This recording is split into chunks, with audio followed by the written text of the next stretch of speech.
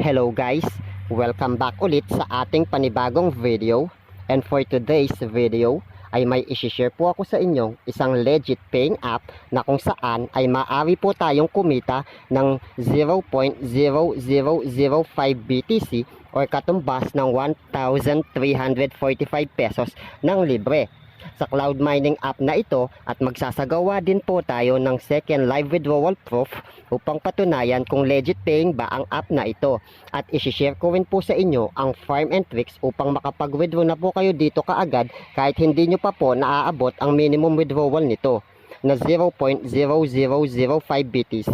Yes po, may farm and tricks po dito na halimbawa ay nakaipon pa lamang po kayo ng 0.0001 BTC, ay may farm and tricks po akong alam para ma-withdraw nyo na ito kaagad. At yun po ang pag-uusapan natin ngayon. Pero kung bago po kayo sa channel na ito, don't forget to subscribe and hit nyo lang po ang notification bell para maging updated po kayo sa mga bagong videos na i-upload ko na maaari nating pagkuhanan ng libreng bitcoins, bitcoincash, coins.ph or gcash money. At may chance pa po kayong manalo sa ating free load giveaway sa kada upload natin ng video. Pero bago po tayo magsimula ay pipiliin lamang po natin ang mga mananalo sa ating free load giveaways noong nakaraang video. So ayan po yung latest video natin. Kunin lamang po natin ang URL. Tapos punta po tayo kay browser, kay YouTube comment picker, para live po nating pipiliin ang mga mananalo. Ilagay lamang po natin ang URL dito.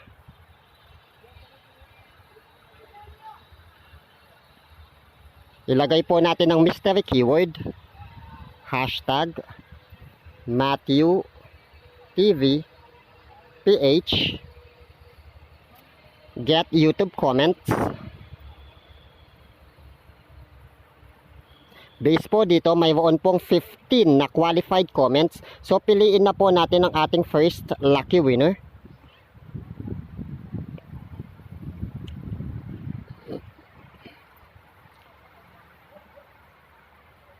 Congrats sa iyo, Darwin Makabuhay. Ikaw po ang ating first lucky winner. Para naman po sa ating second lucky winner,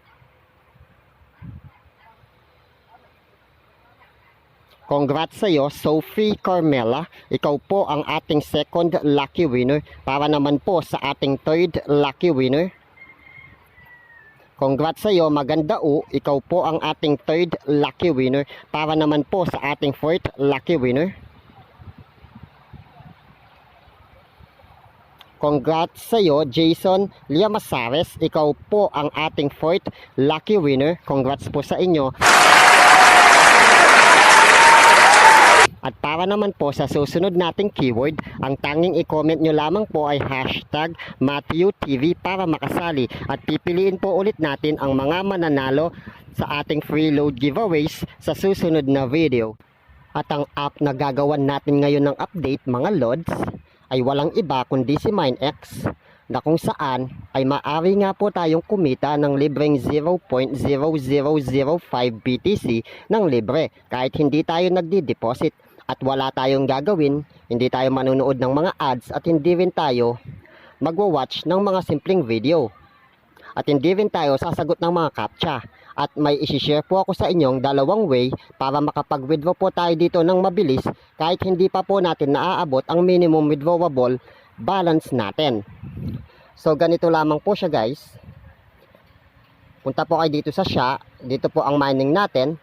Ayun po, sa ngayon ang minamine ko po ay Bitcoin. And ang minimum withdrawal amount po sa Bitcoin, nagsagawa po sila ng update, ay 0.0005 BTC na.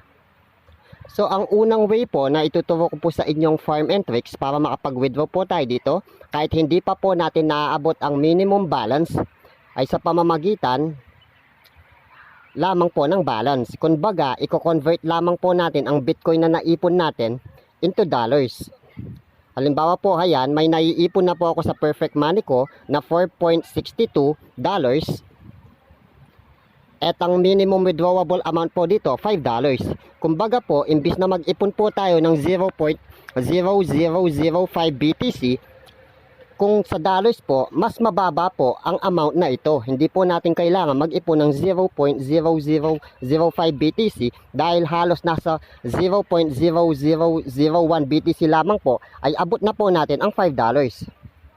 Yun po ang unang way para po makapag-withdraw tayo kahit hindi pa po natin naaabot ang minimum withdrawable amount nito. At ang second way naman po para po maabot natin ito po ang pinaka farm and tricks na matindi. Halimbawa po ako, kulang pa po ako. So bali ang minimum amount to withdraw po ay $5. At kung titignan po natin ang minimum, ang balance ko po sa perfect money ay $4.62 pa lamang. So kulang pa po ako ng kulang-kulang $1.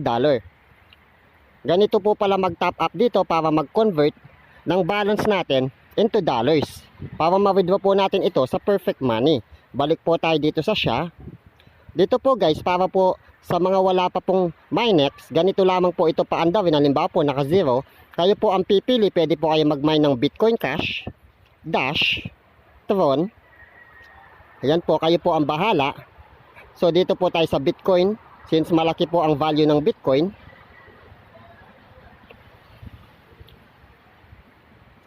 Siguraduhin lamang po natin na naka 100% na ito. And ito naman po ang way para po ma-convert natin siya into dollars. Pindutin lamang po natin ito, exchange to USD. Ayan po. Ayun po, successful na daw po. Since 0 na po ito, nag-back po siya sa umpisa. Tignan naman po ang balance natin sa perfect money. Kung umabot na ba ito ng $5.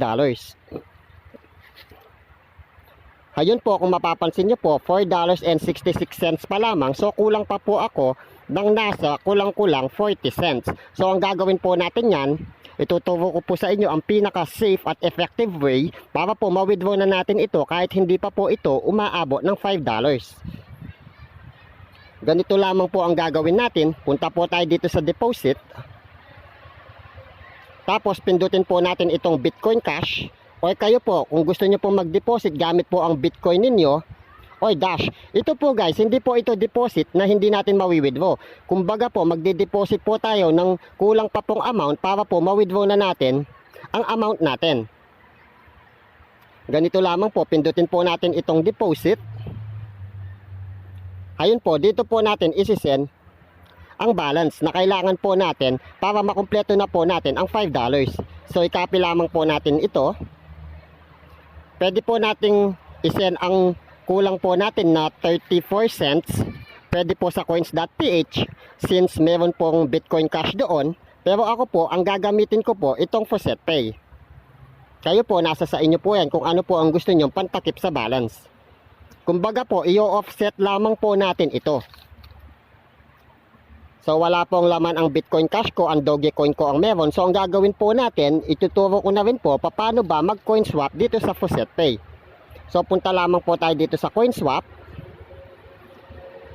Tapos po dito, pindutin po natin itong Dogecoin. Tapos po pindutin po natin itong Bitcoin Cash. Tapos po i-max po natin. Halimbawa, ayun po yung marireceive natin na Bitcoin Cash. Make exchange lamang po natin.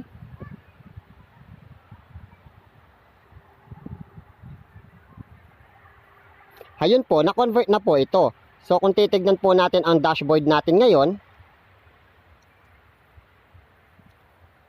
meron na pong laman ang Bitcoin Cash natin. So since meron na pong laman ang Bitcoin Cash natin, ang gagawin po natin ay magde-deposit po tayo from Faucet Pay papunta po sa mineex account natin para po matakpan na po natin ang kulang na balance at makapagsagawa na po tayo ng live withdrawal. So punta po tayo dito sa link address.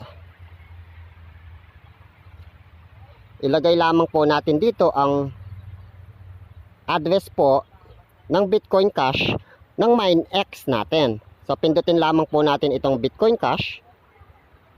Tapos i-link na po natin. Ayun po, na-link na daw po. So punta na po tayo niyan dito sa withdraw. Dito po tayo sa 5 minutes para po mabilis. Pindutin lamang po natin itong Bitcoin Cash. Tapos po, ayun po siya, tignan nyo po. Alin po ba yung nakalink? So, ito po siya. Dito na po tayo sa 4 hours para po mas sigurado, para po mas mababa ang fee. Dito po tayo. Pindutin lamang po natin ang all. So, ayun po yung fee niya. Ayun po yung ma-receive nating balance. So, pindutin lamang po natin ang place withdrawal. Kayo po, kung mas gusto nyo po sa 5 minutes o sa mas matagal po. Tapos po, i-place withdrawal lamang po natin. Ayun po, you have successfully recorded your withdrawal. Kung titignan naman po natin ang balance natin yan, ayun po, wala na pong balance ang Bitcoin Cash natin. So, hintayin lamang po natin itong pumasok sa ating mineex. Kapag pumasok na po ito, i-convert lamang po natin from Bitcoin Cash into dollars para po makapagsagawa na po tayo ng actual withdrawal proof. At ngayon guys, makalipas po ang ilang oras lamang, tignan na po natin kung pumasok na ba ang dineposit natin. So balik po tayo dito kay Faucet Pay, punta po tayo kay user dashboard, dito po sa withdraw. Scroll down lamang po natin, punta po tayo dito sa withdrawal history. Ayun po siya, kung mapapansin nyo po, ayun po yung dineposit natin at completed na nga daw po ito. So punta po tayo dito kay mineex, tignan po natin kung pumasok na nga ba ito sa Bitcoin Cash balance na rin. So punta po tayo dito sa mining. Dito po tayo sa SHA. Lagi po tayong sa SHA kasi sa SHA lamang po umaandar ang mining natin. Ayun po yung minamine natin na Bitcoin. Ayun po, kung mapapansin nyo po ang Bitcoin Cash ko, may laman na po itong 0.001 Bitcoin Cash. Katulad po dito. Ayun po siya. So, ibig sabihin po, pumasok na po ang dineposit natin. So, heto po ang farm and tricks na sinasabi ko po na para makapag-withdraw po tayo kahit hindi pa natin naaabot ang minimum balance. Ang gagawin lamang po natin, tignan po natin itong balance natin.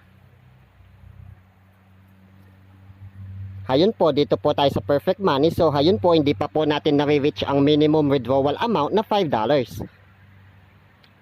So, balik po tayo dito sa mining natin. Tapos po, dito po sa SHA.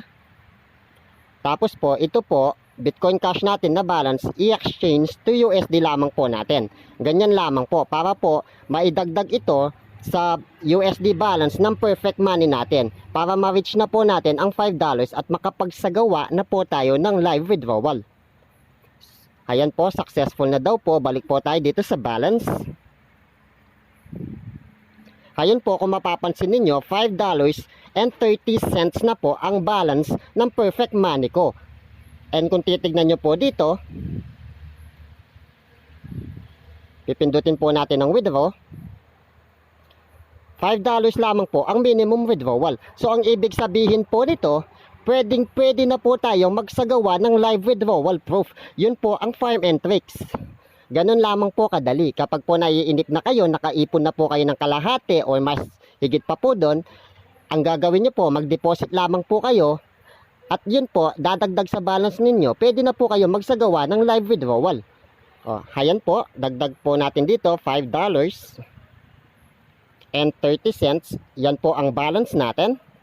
Tapos ilagay lamang po natin dito ang wallet ng perfect money natin. Ako po, perfect money po kasi ginagamit ko. Pero kayo po, kung magwi-withdraw po kayo gamit ang Bitcoin Cash, Bitcoin ninyo, pwede po ang coins.ph or any wallet doon.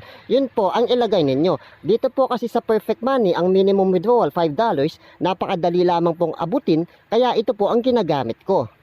Kasi po kung sa Bitcoin Cash, 0.01 po ang minimum withdrawal amount na humigit kumulang 500 po. Sa Bitcoin Cash naman po, 1,300 nga daw po ang minimum withdrawal amount. So napakatagal po nun abutin, kaya dito po ako sa perfect money. So para po ma-withdraw natin yan, punta po tayo sa perfect money account natin, Dito po tayo sa USD, ito po. Copy lamang po natin ito. Click lamang po natin iyon. Copy po natin. Copy link text. Tapos po balik po tayo dito. Kay mineex natin.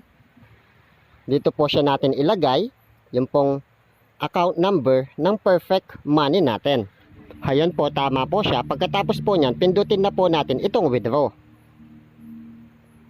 Ayan po, the application for payment is created. Na-create na po natin yan. So, kung i-refresh po natin, kung mapapansin nyo po, wala na po yung balance ko sa perfect money. And kung pupunta po tayo dito sa history,